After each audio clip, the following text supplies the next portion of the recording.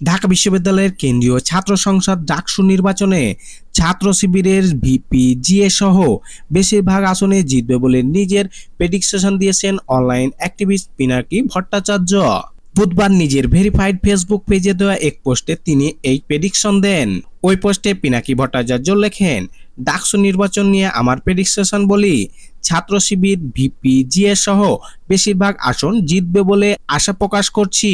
তবে হলগুলোর কিছু আসন ভাগাভাগি হবে। শিবিরের এই বিজয় হবে হেনমনাল।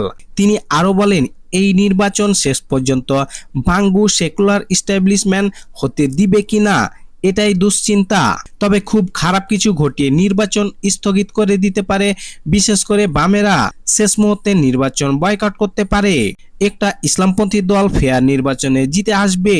এই চাইতে বড় দুঃসংবাদ বাঙ্গু প্রগতিশীল ভারত বা পশ্চিমাদের নাই। ওই পোস্টের শেষে পিনাকি লেখেন, কিন্তু ঠিকভাবে নির্বাচন হলে এটার ফলাফল হবে বাংলাদেশের রাজনীতিতে সুদূর প্রসারী। সেটা শুধু বাঙ্গু প্রগতিশীল না, সম্ভবত ইসলামপন্থীরাও ঠাহর করতে পারতেছে না।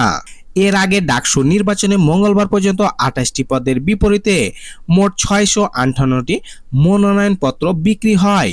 পাশাপাশি হল সংসদের জন্য 18টি হলে বিক্রি হয়েছে 1427টি মনোনয়নপত্র। তফসিল অনুযায়ী ডাকসু নির্বাচনের ভোট গ্রহণ হবে আগামী 9 সেপ্টেম্বর। এর আগে গত সোমবার ভিপি জিএস এজিএস সহ মোট 28 সদস্যের পূর্ণাঙ্গ প্যানেল ঘোষণা করে ইসলামী ছাত্র শিবির।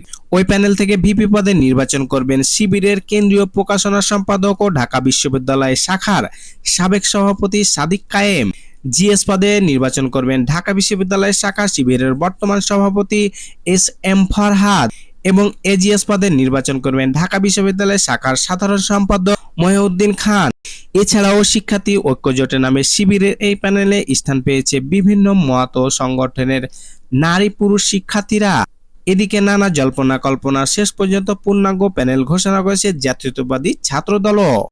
এই প্যানেলে ভিপি হিসেবে বিশ্ববিদ্যালয়ের যুগ্ম সাধারণ সম্পাদক ও ইসলামী স্টাডিজ বিভাগের 2015-16 সেশনের শিক্ষার্থী আবিদুল ইসলাম খান।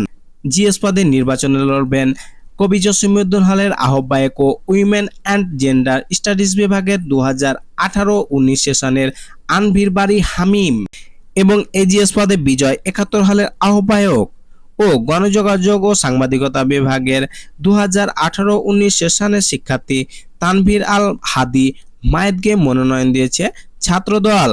এছাড়াও আসন্ন ডাকসু নির্বাচনে অংশগ্রহণ করছেন বাংলাদেশ গণতান্ত্রিক ছাত্র সংসদ, বাংলাদেশ ছাত্র অধিকার পরিষদ, ইসলামী ছাত্র আন্দোলন, বাংলাদেশ বাম ছাত্র সংগঠনের নেতৃত্বের জোট এবং স্বতন্ত্র শিক্ষার্থীদের জোট সহ বিভিন্ন রাজনৈতিক ছাত্র সংগঠন ও স্বতন্ত্র শিক্ষার্থীরা।